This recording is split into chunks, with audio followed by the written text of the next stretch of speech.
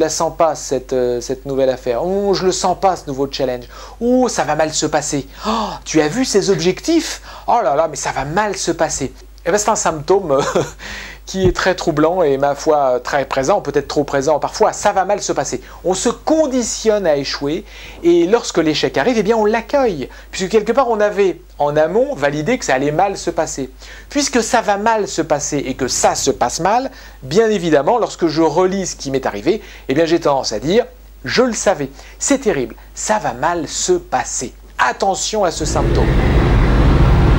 Seconde pensée automatique qui nous joue bien des tours, c'est « bon, je vais y aller tout de même ». Exemple d'un rendez-vous où je vais passer ces coups de fil, où je vais réaliser cette action en particulier, mais je connais la réponse. De toute façon, je vais le faire quand même, mais je connais la réponse. On devient trop binaire dans ces raisonnements. C'est ou ça passe ou ça casse. J'y vais, mais je connais la réponse. Je le fais, mais c'est foutu. Je vais faire ceci, mais de toute façon, ça n'aboutira pas. Attention, lorsque l'on devient trop binaire dans ces raisonnements, on oublie toutes les zones intermédiaires, toutes les zones de gris, et quelque part, on se met une pression forte qui nous amène, là encore une fois, à ne pas vibrer positivement dans l'action, mais à avoir peur, et à perdre sûrement de l'énergie, parce qu'on y va, mais on connaît la réponse. Autre pensée automatique qui peut nous jouer bien des tours, c'est minimiser tout simplement ses succès. Prenons le cas d'un commercial, sur 15 rendez-vous, je n'ai signé que 2 contrats ou que 3 contrats. Eh bien, je vais avoir tendance à minimiser mes succès, je vais me focaliser sur tous les rendez-vous qui ont échoué. Tous les rendez-vous qui n'ont pas abouti à du positif. Alors, effectivement, c'est ennuyeux d'avoir des rendez-vous qui n'aboutissent pas, d'avoir des rendez-vous qui ne sont pas pris ou qui ne sont pas bien réalisés. Mais quelque part, dites-vous une chose, c'est que si on ne se nourrit pas d'actions positives que l'on a vécues, que l'on a ressenties, on aura une difficulté majeure à aller à de nouveaux rendez-vous en étant en harmonie avec l'avenir positif, en étant en phase avec ce que l'on est en droit d'attendre et d'imaginer avec enthousiasme. Donc attention à ne pas trop minimiser ses réussites. D'ailleurs, lorsque vous réussissez quelque chose, lorsque vous avez un succès, vous-même ou votre équipe ou avec votre équipe, eh bien félicitez-vous. Ça c'est une grande aussi constante que j'ai découvert en France en particulier. On n'a pas suffisamment la culture de l'autosatisfaction. Osez-vous dire, eh bien là j'ai été absolument génial.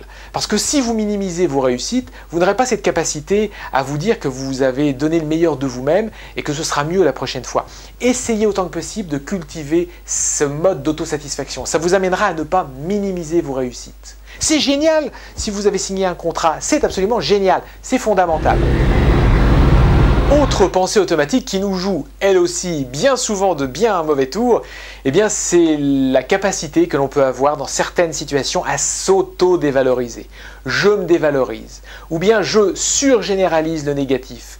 Face à telle situation, je suis nul. Ah, qu'est-ce que je suis nul. Et alors, vous savez quoi? Lorsque l'on est dans cette situation-là, lorsque l'on se dévalorise, puissance 10, eh bien, on a une capacité incroyable à générer ce qu'on appelle le syndrome Calimero. C'est vraiment trop injuste. Pourquoi on m'a fait ça? Moi, j'ai jamais rien demandé. Pourquoi on m'a demandé de réaliser telle ou telle action? C'est vraiment incroyable. Puis en plus, je suis nul. Donc attention, parce que en se dévalorisant, on peut aussi se victimiser trop facilement et surgénéraliser le négatif. Et ce sont les autres qui vont pas bien à ce moment-là, c'est jamais soi-même. Et on attend tellement des autres que l'on n'est plus capable soi-même de se bouger et de revenir dans une situation positive et confortable. Attention à ne pas trop vous dévaloriser. Enfin, dernière pensée automatique, eh bien c'est la capacité que l'on a dans certains cas, dans certaines situations, la capacité à ramener tout à soi, dans le sens négatif bien sûr. C'est de ma faute. Face à l'échec, c'est de ma faute. Donc c'est très proche d'ailleurs de la pensée automatique précédente. Le syndrome Calimero n'est pas très loin, c'est vraiment trop injuste. C'est de ma faute.